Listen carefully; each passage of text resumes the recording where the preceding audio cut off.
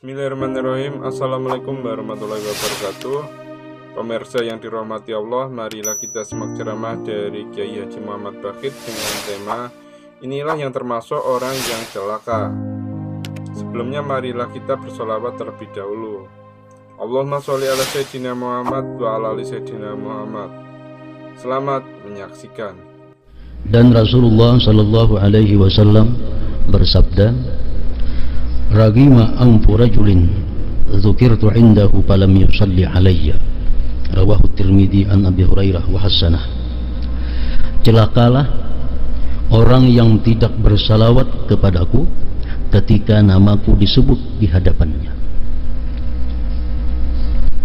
Rasulullah Shallallahu Alaihi Wasallam bersabda, "Al-bakhilu man dzukirtu indahu falam yusalli alayya." Orang yang kikir, bakhil adalah orang yang tidak bersalawat kepadaku ketika namaku disebut di hadapannya. Jadi nama Rasulullah Sallallahu Alaihi Wasallam kada sebuting banyak ngaran Nabi kita, termasuk Rasul nama Nabi kita, Nabi nama Nabi kita juga. Nah, jadi bila mana kita mendengar ada orang menyebut salah satu di antara nama-nama Rasul itu, kita dituntut untuk bersalawat dan salam kepada beliau. Bila mana kita mendengar ada orang menyebut nama beliau dan kita kadang mengucapkan salawat salam kepada beliau, maka beliau mengatakan celakalah orang tersebut.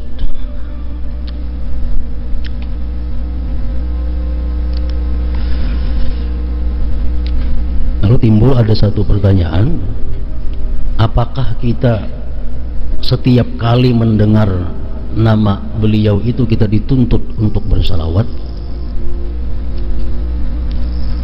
Karena banyak hadis yang mengancam orang yang tidak bersalawat kepada beliau bila mana nama beliau disebut.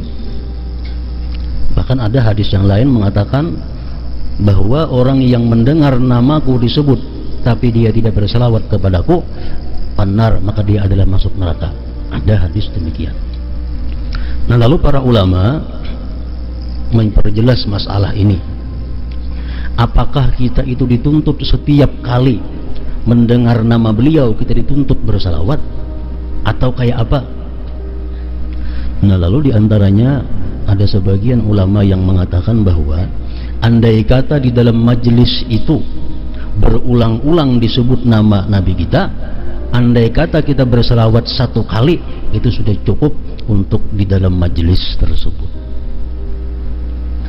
Pembacaan orang ceramah mungkin ada yang berpuluh-puluh kali menyebut nama Nabi kita, atau bahkan mungkin beratus-ratus kali orang menyebut nama kita. Apakah kita setiap kali mendengar itu dituntut untuk bersalawat? Memang demikian. Tapi andai kata dia bersalawat cuma satu kali, itu sudah mencukupi untuk di dalam majelis tersebut. Nah, kita berapa kali kita menyambat ngaran sidin? Salawat kita. Cuma andai kita kadata salawat cuma sekali aja sudah cukup untuk menutupi salawat beberapa kali di dalam majelis tersebut. Al-bakhil man dzukirtu inda falam yusalli alayya.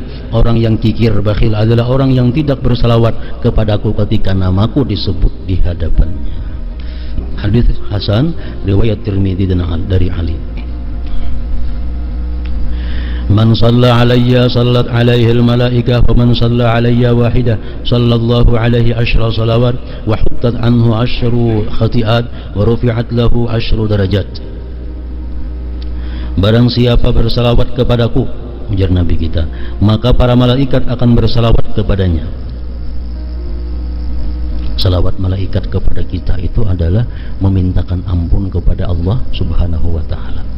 Jadi andai kata kita bersalawat kepada Nabi kita, maka malaikat memintakan ampun kepada Allah terhadap dosa-dosa kita.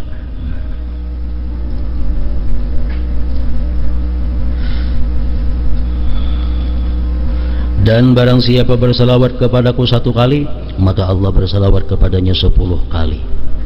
Nah, salawat Allah kepada kita kayak apa?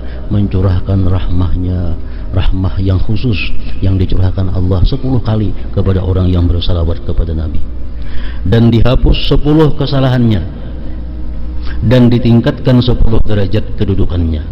Hadis riwayat Ahmad, Nasai dan Hakim dengan matan yang sedikit berbeda. Dalam riwayat lain disebutkan wa kutiba lahu asyru hasanat, dan dicatat baginya 10 kebaikan. Abu Bakar Siddiq radhiyallahu anhu berkata, salawat kepada Nabi lebih cepat menghapuskan dosa daripada air dingin memadamkan api. Dan mengucapkan salam kepada beliau adalah lebih utama daripada memerdekakan budak. Umar dan Ali radhiyallahu anhuma menyampaikan sebuah hadis yang oleh Ali sendiri dinyatakan sebagai hadis marfu', yaitu inna du'a mawqufun baina sama wal ard hatta tusalli ala nabiyyika. Sesungguhnya sebuah doa akan terhenti di antara langit dan bumi sebelum engkau bersalawat kepada nabimu. Dalam riwayat lain disebutkan ad-du'a baina as-salataini alayya la yuraddu wa anna Allah wakkala biqabri malakan a'tahu asma'al khalaiq fala yusalli alayya ahadun ila yaumil qiyamah illa ballaghani bismihi wasmi abihi hadza fulan ibn fulan qad shalla alaik. Doa yang dipanjatkan di antara dua salawat kepadaku tidak akan ditolak. Sebelum ia berdoa, ia bersalawat dulu. Karena anak ampih ditutupnya dengan salawat. Jadi doa itu anaknya di tengah-tengah salawat. Nah, doa seperti itu kada ditolak oleh Allah Subhanahu wa taala. Dan sesungguhnya Allah telah mewakilkan seseorang malaikat di kuburku, dan Allah telah memberinya seluruh nama makhluk. Tidak ada seorang pun yang bersalawat kepadaku sampai hari kiamat kecuali malaikat tersebut menyampaikannya kepadaku dengan namanya dan nama ayahnya. Ini Fulan bin Fulan telah bersalawat kepadamu. Jadi salawat dan salam kepada Rasulullah termasuk salah satu merupakan kunci mustajabnya doa. Di samping yang lain-lainnya seperti Bismillahirrahmanirrahim di awal doa, itu termasuk adalah mencepatkan doa itu diijabah oleh Allah Subhanahu wa taala. Jadi sebelum berdoa Bismillahirrahmanirrahim, kemudian lagi memuji Allah, alhamdulillahirabbil alamin. Sesudah bismillah itu termasuk mempercepat doa itu mustajab. Sesudah hamdalah hanyar salawat dan salam kepada Nabi. Nah, kemudian hanyar doa. Kalau doanya panjang, kayaknya di tengah-tengah diselingi lawan salawat, doa pulang, salawat pulang, doa pulang. Kalau doanya panjang, karena akhir doa ditutup dengan salawat, dengan alhamdulillahirabbil alamin, dengan amin. Nah, itu pun termasuk mempercepat dikabulkannya doa tadi. Jadi penutup doa itu salawat, alhamdulillahirabbil alamin lawan amin. Kita lagi terbaling amin pemulaannya, amin amin amin ya berdoa. Nah, amin itu peambihan mestinya hendaknya. Alhamdulillahirabbil alamin, amin. Nah, itu.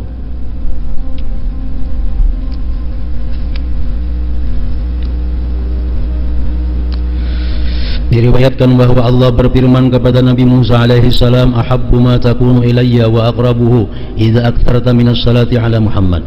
Keadaanmu hai Musa yang paling kusukai dan paling dekat denganku adalah jika engkau banyak bersalawat kepada Muhammad.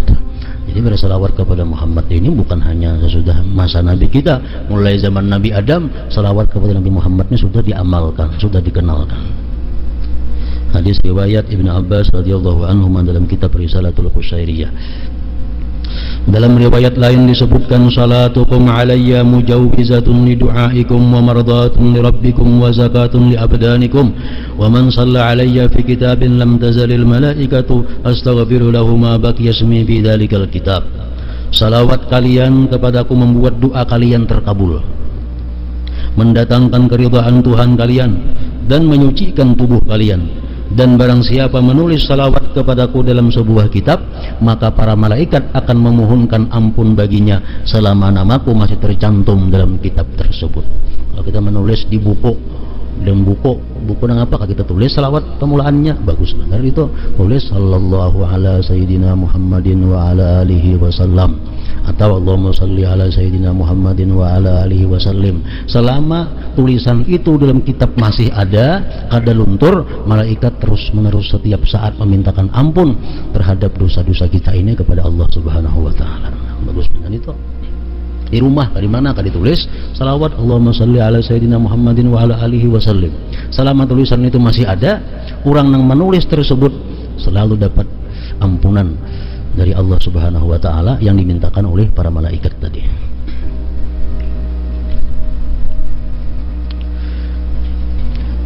Dan diriwayatkan bahwa Rasulullah sallallahu alaihi wasallam bersabda, "As-salatu alayya nur." Salawat kepadaku adalah cahaya.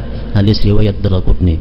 "Taharatu qulubi ummati wa ghusluha minas sada." As-salatu alayya. Salawat kepadaku merupakan pembersih dan pencuci hati umatku dari karat, dari tagar. Dalam sebuah hadis qudsi disebutkan, "Ya Muhammad, ja'altuka dzikran min dzikri, man zakaraka faqad zakarani wa man ahabbaka faqad ahabbani." Wahai Muhammad, telah kujadikan engkau sebagai salah satu zikirku, maka barang siapa menyebut namamu berarti ia telah berzikir kepadaku, dan barang siapa mencintaimu maka ia telah mencintai.